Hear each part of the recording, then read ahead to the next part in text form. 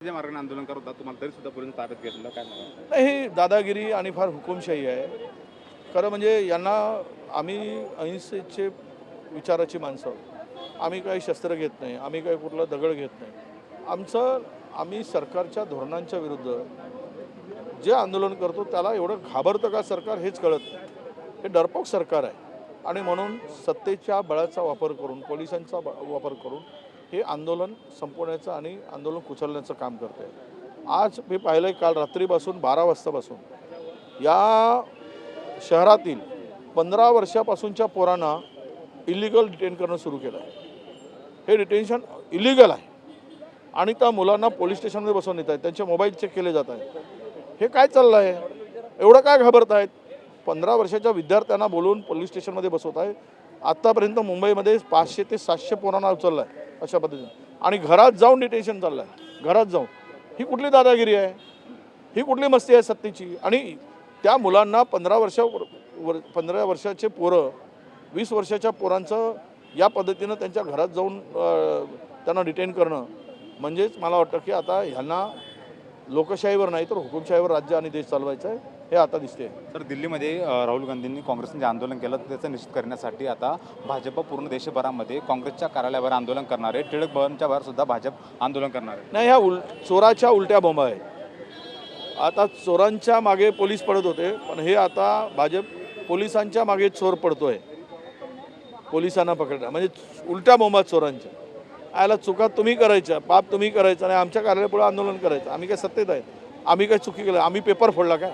Paper leak आम्ही केला काय? याला तुमच्या बापदाद्यांनी पेपर लीक करायचं आणि तुम्ही येऊन आमच्या घरापुढे बोंबलायचं.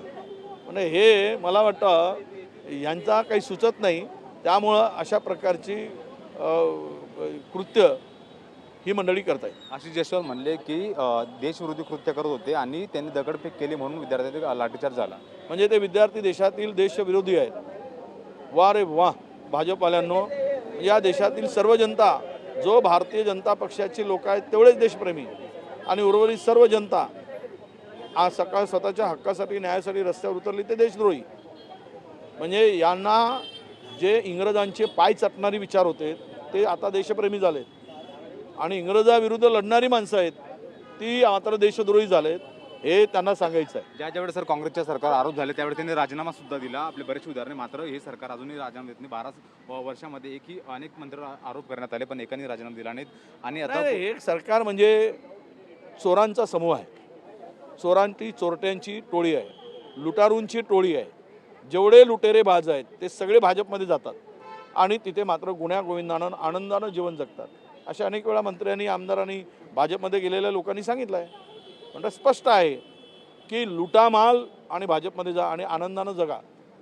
जेवढी भाजपची प्रकाश मेहता 2014मध्ये सरकारमध्ये होते, 1000 कोटीचा त्यांच्यावर आरोप होता, प्रूव्ह झालं होतं, तरी पण त्यांना काढलं नाही.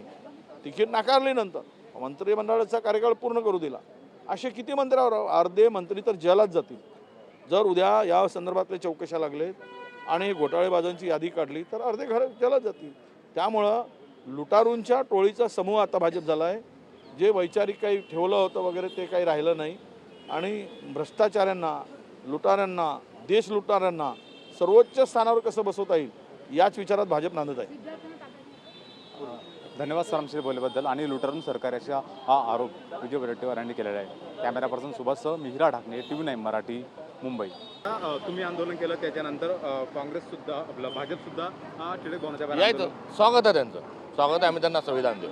संविधान देणार त्यांना. संविधान तुम्ही आंदोलन करताना तुमच्या हातामध्ये संविधान अजूनही आहे ते, त्यांना घेऊन चालू. मग त्यांना गुलाबाचा फुल द्याल का? हो, देणार. आज देवेंद्र फडणवीसांचा वाढदिवस आहे, काय सांगाल त्यांना? त्यांना हार्दिक शुभेच्छा. त्यांच्या दीर्घ आणि निरोगी आयुष्याच्या मी शुभकामना देतो.